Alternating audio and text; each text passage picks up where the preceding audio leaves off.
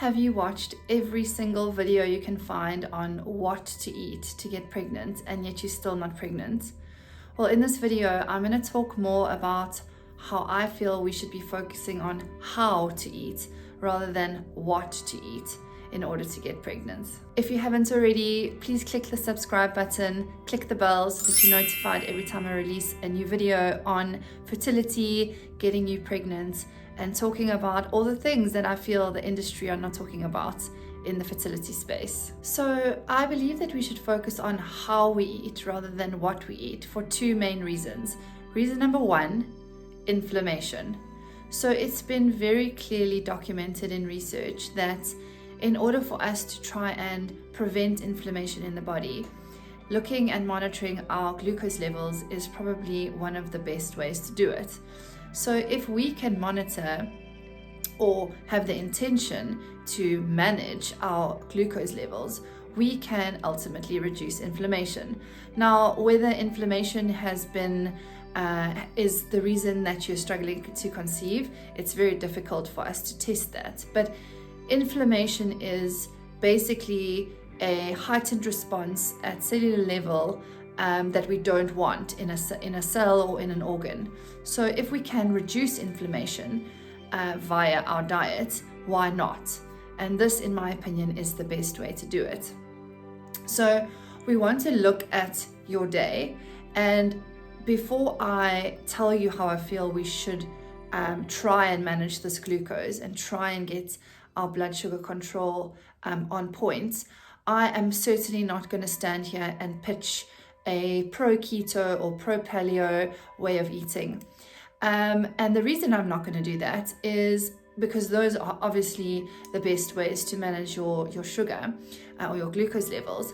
But as soon as you conceive, you're going to feel, and I'm pretty sure if you're struggling to have your second baby here, you'll know that once you're pregnant, the first 12 weeks, you really do crave carbohydrates.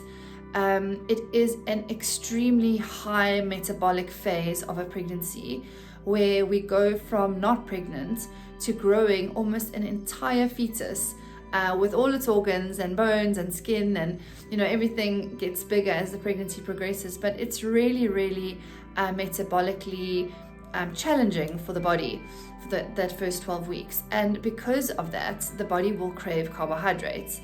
So what does that mean? I caution my clients to be carb free or low carb, or like no carb. Low carb's okay, but no carb, because prior to conception, because it can then cause, my point two on how to eat, apart from information, is awareness of emotional eating. It can then cause an almost relax, I'm pregnant, I can do whatever I want, and you really don't want to be gaining extra calories, or kilograms I should say, in that first trimester. So allowing yourself some carbohydrate, but coupled with the correct food to try to manage your blood sugar levels and prevent inflammation, is really, for me, the goal of a lady pre-conception, trying to optimize her body to fall pregnant and lower inflammation levels. So I've been a dietitian for 15 years, and I've realized that telling people what to eat is pretty useless and a waste of time. But giving them concepts that, I always say, my ultimate goal would be to put a client in front of a huge buffet and get her to dish up the food she would eat in that day, and check the food groups, the combinations, the portion sizes, with respects to being allowed an entire buffet, rather than people looking at an eating plan and saying, oh, I can only have half a chicken breast and 3/4 cups of yogurt, or those kind of things. So this is what I recommend. I recommend the first point in understanding blood sugar control and reducing inflammation, which for me is one of the most important things to focus on as you try and conceive, is to know the food groups. So I like to put foods into 4 food groups: carbohydrates, proteins, fat, and free foods. So free foods are all your vegetables and salad ingredients that are not carbohydrates, really very low calorie, super nutrient dense, and great foods because we can add them in anywhere. So once you know your 4 groups, now we need to know what goes in each of the groups. So in carbohydrates, we have our grains, all of our grains, oats, rice, quinoa, millet. We have all of our starchy vegetables like butternut, pumpkin, potatoes, beetroot, corn. And then we have our fruit group, which is all of our fruits. And those are generally your 3 big carbohydrates. When we're talking eating well, eating whole, eating real food, obviously things like bread and pastas and those kind of things are ultimately, we would recommend avoiding them. They shoot your sugar levels up. They're very processed. They're low nutrient foods, and I wouldn't recommend including them into your diet if you can avoid them. So those are your carbohydrates. Then your proteins, you've got meat, chicken, and fish. You've got eggs and dairy, and you've got your legumes. Now, it's good to remember that legumes are often a carbohydrate or a protein. They kind of have a half amount in their nutrient, in their nutritional ingredients, so they can actually behave more like a carbohydrate unless coupled correctly with the right food. Then you've got your fats, which are things like nuts and seeds, avocados, olives, all your oils, especially focusing on your fruit oils like olive oil or avocado oil. And then your spreads like butter, and anything that is, so like a olive tahini would be a fat because it's made with a fat as olives. So those are your fats. And then your 4th group is your free foods, which is just all the colorful foods. I always like to say all your leaves, your green leaves, all your tomatoes, onions, cucumbers, carrots, all of those things. So if you know your food groups, now the key is to combine them. So whenever we eat a carbohydrate, it is going to affect our blood sugar.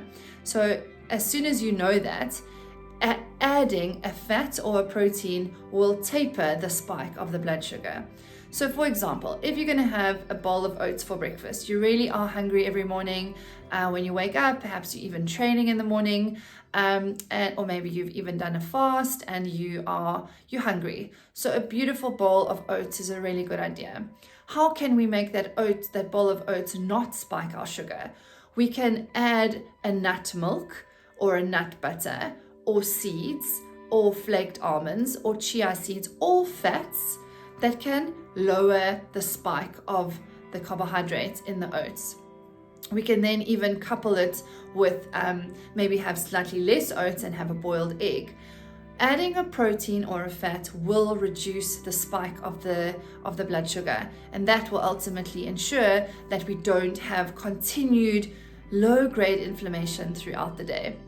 Another example, if for lunch you want to have a free food salad, okay, now that's great, but in an hour you're going to be hungry again. So what can we add to that salad to make it super filling and really delicious?